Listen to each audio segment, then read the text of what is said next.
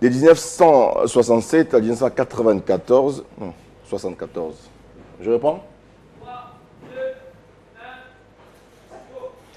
De 1967 à 1974, l'économie congolaise a réalisé une forte croissance qui a donné lieu à beaucoup d'espoir, mais à partir de 1975, la situation s'est renversée. Après donc une évolution durant les années 80, l'économie congolaise s'est engagée dans une dépression en 1990. À partir de 2002, la croissance a été restaurée et s'est consolidée de 2010 à 2014. En 2015, par contre, l'économie s'est encore enlisée dans une crise qui persiste. Face donc à cet état de choses, nombreux sont ceux qui ont perdu l'espoir. Mesdames et messieurs, bienvenue à tous dans ces magazines Gros Plan.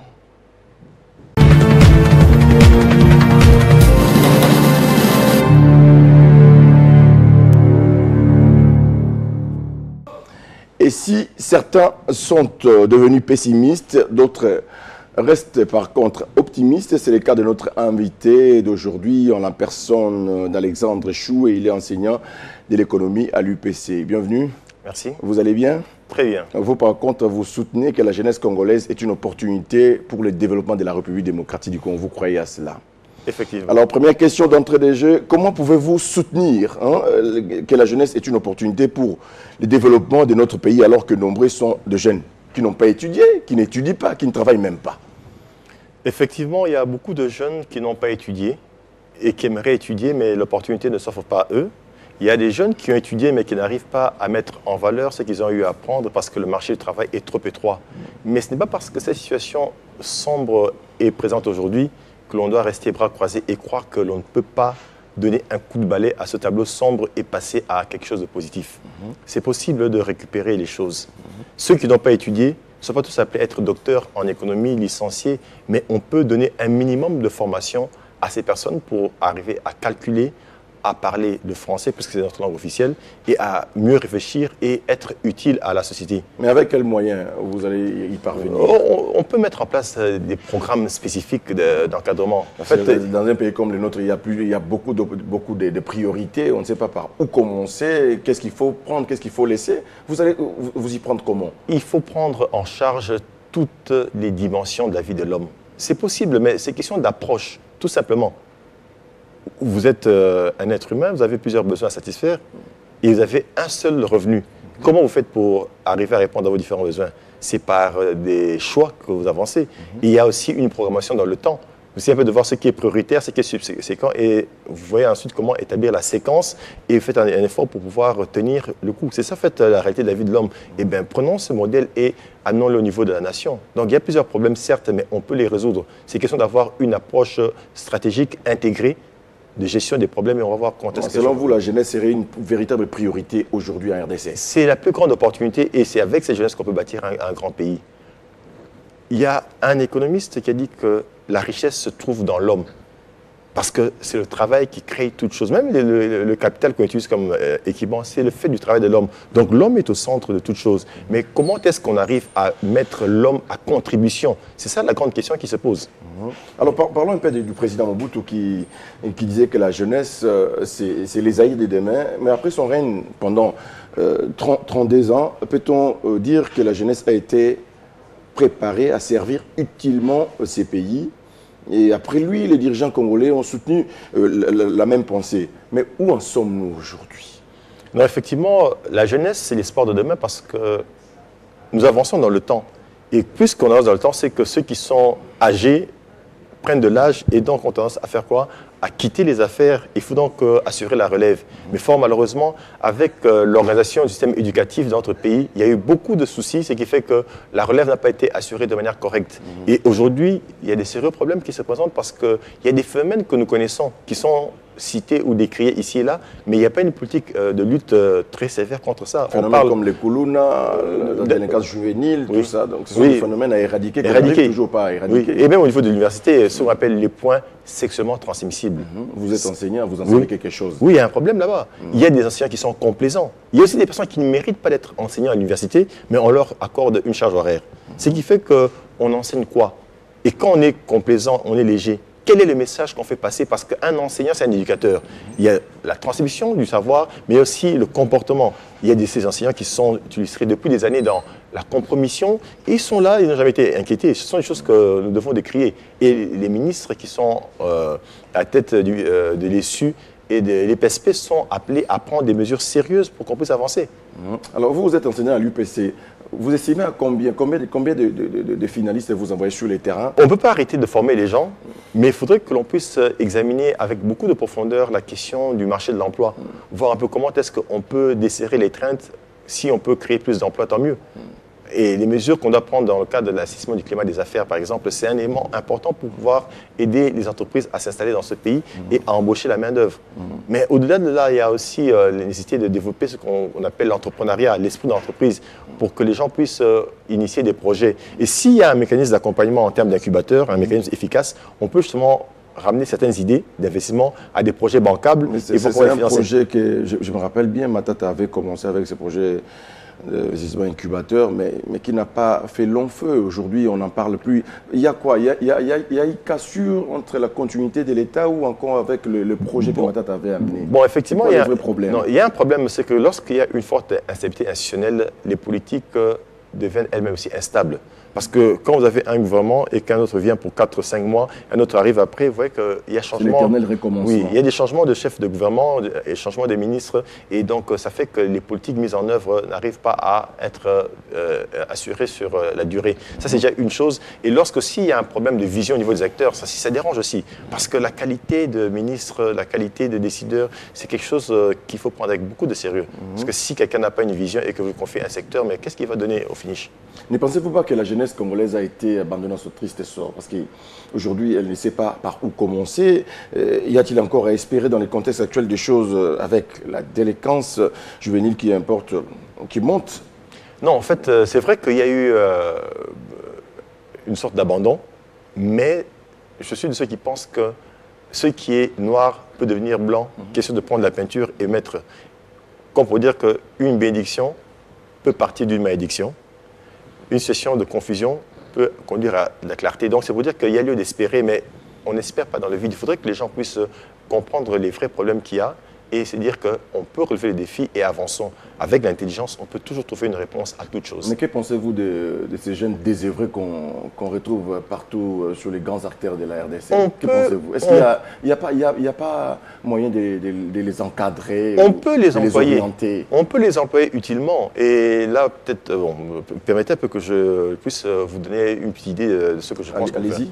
Si vous regardez bien aujourd'hui, nous avons le secteur des PME, qui aujourd'hui constitue une grande opportunité pour notre économie, mais qui a une faible productivité. Et donc, il faudrait voir comment aider ce secteur à aller de l'avant. Nous avons un potentiel de production agricole énorme, mais qui est bloqué parce qu'il y a un problème d'infrastructure.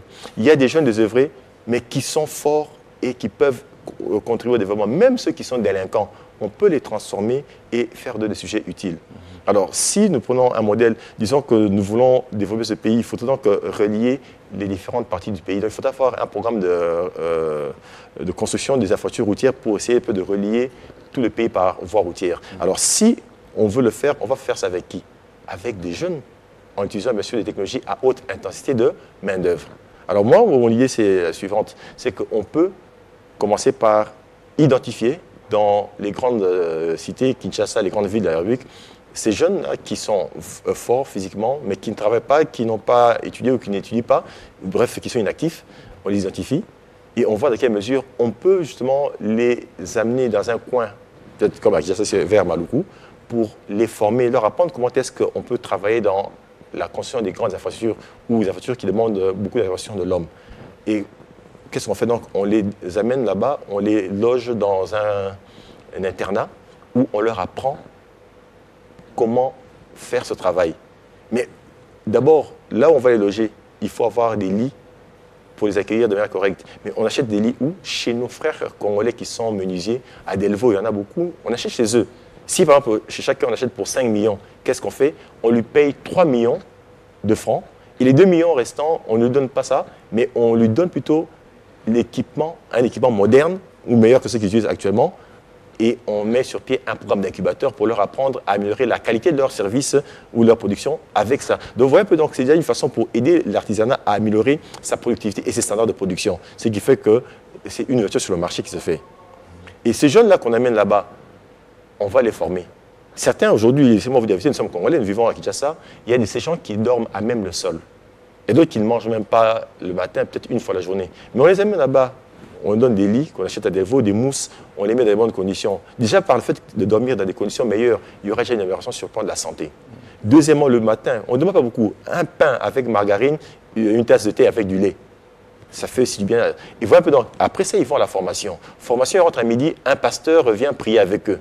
Et ils suivent les informations et ils reprennent la formation. Et voilà un peu. Donc, on arrive à changer la mentalité des gens en leur parlant de Dieu, en les mettant dans des conditions pour qu'ils puissent changer. Et ils deviennent utiles à la société parce qu'ils apprennent certains travaux qui ne demandent pas qu'on soit docteur, licencié ou qu'on ait une maîtrise, mais ils deviennent utiles à la société. Après 3 semaines, 4 semaines, ils rentrent voir leur famille. On leur donne une enveloppe en main. Et quand ils rentrent, ils contribuent aux besoins du ménage et ils parlent un peu différemment. Mais les gens vont dire, mais il a changé. Et donc, il peut par effet externe contaminer possiblement les autres, dire, ah, mais lui, il était brigand ici, il était violent, mais il a changé. Et quand ils auront fini ce travail-là, on les amène à l'étape de la production des différentes pièces qui vont servir à faire la construction des autoroutes, par exemple. Et là, d'autres remplacent. Et pendant qu'eux fabriquent les pièces-là, il y a des ingénieurs qui tracent les routes. Et une fois qu'on a le tracé, on commence maintenant la construction. Avec une forte intensité de main-d'œuvre, on arrive à imaginez un peu, on arrive à relier Kinshasa à Mbandaka par route. Mbandaka vers Gemena par route. Kinshasa, Bandundu, avec des autoroutes, Bakongo, Kassai, on va jusqu'à Kisangani. Donc, je suppose qu'on peut relier tout le pays par route. C'est possible. Et si on le fait, regardez les applications. Sur route, je suppose qu'on devra utiliser de plus en plus de carburant, n'est-ce pas? Donc, il y aura lieu d'implanter ou de positionner des stations sur les routes. Les gens qui roulent là auront à manger, restauration, les restaurants. Peut-être certains voudront peut-être dormir, motel. Vraiment, donc, il y a des services, des activités qui font se faire tout le long de la route et c'est un début de développement. Il y a le potentiel agricole qui est là. À l'époque, certains de nos frères à l'intérieur faisaient quoi? Pour leurs besoins de famille, ils avaient à produire 5 sacs de cossette de manioc et 5 en plus pour vendre et gagner de l'argent pour acheter des produits qu'eux n'avaient pas là où ils se trouvaient leur lieu de résidence. Mais avec la destruction des routes et infrastructures de stockage des produits agricoles, qu'est-ce qui s'est passé? C'est qu'ils ont commencé à réduire progressivement leur production. Quelqu'un qui produisait 10 sacs passe à 8 sacs. 8 sacs, 6 sacs, et finalement, il s'arrête à 5 sacs. C'est-à-dire, on est passé d'une économie marchande à une économie de subsistance. Et donc, on a tué l'économie par le manque d'infrastructures. Donc, en faisant ça, on libère un potentiel de production agricole. Et si on arrive à régler les questions du ventre, pensez-vous qu'il y aura autre chose qui va suivre? Et donc, avec une vision de développement, on peut amener le changement. J'ai parlé de ça, mais il y a lieu de développer autour de ça beaucoup de choses. Imaginez un peu si, pendant qu'on fait ce travail-là, on arrive aussi à assurer une certaine fluidité du trafic sur le fleuve. Qu'est-ce que ça peut avoir comme incidence? Et partout ici, nous avons des sites qui peuvent être des sites touristiques. Si au même moment on développe... Mais on a le développement entre les mains. Je pense qu'aujourd'hui, il faudrait que nous puissions montrer qu'on aime réellement ce pays, qu'on se retrouve autour d'une table, qu'on dise arrêtons nos querelles qui n'ont pas de contenu, regardons en face les problèmes du pays, aimons le pays, aimons notre prochain et agissons tous. Je crois qu'on peut bâtir un grand pays. C'est possible. Donc, comme vous n'êtes pas décideur, il faut coucher toutes ces idées sur papier et puis proposer ça aux autorités actuelles. Peut-être elles vont comprendre. Ah oui, mais... C'est quoi? C'est un problème de volonté? C'est un problème de... Bon, il y a c'est quoi les vrais problèmes? Bon, il y a certains qui ont un problème de volonté. Peut-être il y a aussi d'autres qui n'ont pas un problème de volonté, mais peut-être un problème de connaissance aussi. Mon peuple périt faute de connaissance, dit la Bible. Donc, c'est peut-être ça, mais je pense qu'il est possible. Mais imaginez un peu tout ce qu'on a comme potentiel. Regardez quelqu'un qui habite vers Kinsuka, chez lui à domicile, qu'il soit dans sa chambre ou dans son salon, il voit de l'eau passer. Mais quand il va au robinet, il n'y a pas de l'eau. Ça dérange. C'est comme si notre incapacité, c'est de prendre l'eau qui circule dehors et mettre ça dans la maison. On est au XXIe siècle. Je regardais une fois un numéro de James Bond de 76. Il y avait un sous-marin. Aujourd'hui, quelqu'un qui est dans 76 a 42 ans. 42 ans après, est-ce que nous, RDC, on a déjà fabriqué un sous-marin? On est même capable de faire un début de préparation. Donc, vous comprenez que ça montre qu'on est vraiment en retard par rapport aux pays d'Occident, de l'Europe surtout, et eux d'Europe estiment être en retard par rapport à l'Amérique. Donc, c'est pour dire qu'on a un grand chemin à parcourir. Donc, un secteur ne marche en RDC? Il y a beaucoup de problèmes. Il y a beaucoup de problèmes, certes, mais on a les capacités. Pour moi, j'estime que l'énergie, nous devons la puiser dans la jeunesse. Il y a des jeunes brillants. je ne sais pas pour vous flatter, mais vous avez commencé Télé50, aujourd'hui, ça fait 8 ans, mais vous avez marqué positivement la profession par le travail que vous avez fait. Il y a des jeunes ici en ville, je peux citer quelques-uns. Il y a Paul Louansan au ministère du Budget, mais c'est un jeune très brillant. Et j'ai l'estime pour lui parce que c'est quelqu'un avec qui j'ai travaillé, qui s'y connaît en matière de budget, par exemple, de l'État. Il y a Moïse Chimenga, qui est aujourd'hui économiste au niveau de la Banque mondiale. Mais c'est un Congolais très brillant. C'est un jeune. Il y en a beaucoup que je peux citer. Il y a Maître Eric Chivis, un très bon avocat. Et j'ai échangé avec lui, il me parle l'économie du droit économique, mais il est très brillant. Mais il y a beaucoup de jeunes. Pourquoi on n'étudie pas ces jeunes-là? Il faut arriver à les déceler aussi. Hein, ça, il y en a beaucoup. Moi, je suis enseignant à l'université, j'en ai découvert, j'ai donné cours à beaucoup de gens. Justement, vous êtes enseignant. Que pensez-vous du système éducatif de la RDC? Bon, il y a beaucoup de faiblesses. Vous savez. Actuellement, il y a un problème. Oui. Qu'est-ce qu'il faut changer dans ce système éducatif? Il y a beaucoup à changer. D'abord, le programme de cours, les contenus des cours, la manière même d'enseigner. Et certains enseignants sont peut-être appelés à partir de la retraite, il faut les mettre de côté. Et ceux qui sont aussi à la hauteur, qu'ils acceptent de faire un recyclage. Et s'ils ne sont pas à la hauteur, on peut les orienter vers d'autres secteurs d'activité qui ne sont pas peut-être difficiles à apprendre pour eux. Donc, il faut faire des réformes de manière très courageuse. Lorsqu'il s'agit de délibérer, on doit délibérer objectivement. Il faut amener les jeunes à comprendre que la réussite à l'université, c'est la conséquence du travail, de l'effort. Et moi, on me qualifie d'homme de rigueur, mais c'est avec rigueur. Et j'ai eu la chance de grandir à l'étranger, et j'ai étudié en Belgique, et vous connaissez la rigueur qu'il y a là-bas. Donc je pense qu'il faudrait que l'on puisse donner aux jeunes l'opportunité de faire valoir leurs connaissances, leur sérieux dans le travail. Donc pour vous, le système éducatif actuellement en RDC ne correspond pas au système éducatif des pays développés. C'est ça le problème. Il y a un problème, effectivement, parce qu'il y a une question qui se présente, c'est la question de l'appariement entre l'offre et demande de travail. C'est-à-dire que les entreprises ont besoin de personnes d'une certaine qualification pour faire un travail, mais ce que les universités ou écoles de formation donnent sur le marché, ce n'est pas forcément ce qu'il y a. Ce qui fait qu'une entreprise, pour engager, doit organiser des formations additionnelles. Et du coup, c'est un coût. Or, l'entreprise cherche à minimiser les coûts pour réaliser un profit. Donc, c'est un élément qui, des fois, dérange le processus d'embauche. Et donc, il faudrait faire un effort pour adapter le système éducatif aux besoins de développement du pays. Il faut aussi préparer la relève. Oui, ça pose aussi un problème. La préparation à la relève pose problème. Oui. Oui, effectivement, au niveau de l'université aussi, il faut penser à... Au niveau des enseignants, au niveau des étudiants, ça touche tout le monde. Il y a beaucoup de problèmes, mais ce sont des problèmes qui ont trouvé réponse dans certains pays. Pour ne pas aller très loin, mais regardons ce qui se passe en Afrique du Sud ou dans la partie du nord de l'Afrique. Pourquoi ne pas établir un jumelage? Vous appelez le ministre de l'ESU, Steve Bikaï, le ministre de l'EPS, Moussemena, qui a d'ailleurs essayé, je ne sais pas comment on peut qualifier cela, on est à 7e, 8e primaire ou secondaire, on ne comprend pas grand-chose. Pourquoi ne pas travailler avec des pays qui ont réussi en matière de l'éducation? On peut le faire et on doit le faire. Si nous voulons donner un lendemain meilleur à ce pays, il faut le faire. Mais il faut regarder les problèmes en face et prendre le courage d'écouter les vrais acteurs du secteur qui comprennent les enjeux et qui savent projeter le futur de manière très intelligente, parce que nous sommes dans un monde où les choses se globalisent et nous sommes en compétition avec les autres. Il faudrait voir comment est-ce que les choses se comportent pour essayer de rattraper le retard qui nous sépare des autres et voir ensuite comment dépasser. Les pays de l'Asie l'ont fait, ce qu'on appelle l'imitation efficace. Ils ont regardé ce qu'il y avait de positif en Occident, ils ont essayé de reproduire, et une fois qu'ils ont atteint ce niveau-là, ils ont fait un effort pour dépasser. En 84, la Chine avait la situation que nous avons aujourd'hui. 84, je crois que ça fait combien? 34 ans après, la Chine est comptée parmi les plus grands au monde. Qu'est-ce qu'on n'a pas comme potentiel? Mais si réellement nous aimons ce pays et qu'on se met autour de la table et qu'on se décide de travailler dans l'unité, dans l'amour, on peut bâtir un pays grand. Le problème chez nous, c'est la forme et les fonds. Oui, il y a un problème, mais on doit se dépasser. Aujourd'hui, je pense qu'il faut élever les débats. C'est une question qui nous concerne tous. Si vous avez à dire sur le pays, c'est parce que vous êtes Congolais. Vous n'êtes pas plus Congolais que moi de même, et donc tous nous sommes Congolais. Que l'on soit ministre ou non, chef d'entreprise ou non, nous sommes tous Congolais, on a des droits sur ce pays. Mais la vraie difficulté, c'est quoi? C'est que nous avons plus tendance à vouloir faire prévaloir nos droits au lieu de faire prévaloir nos devoirs par rapport à ce pays.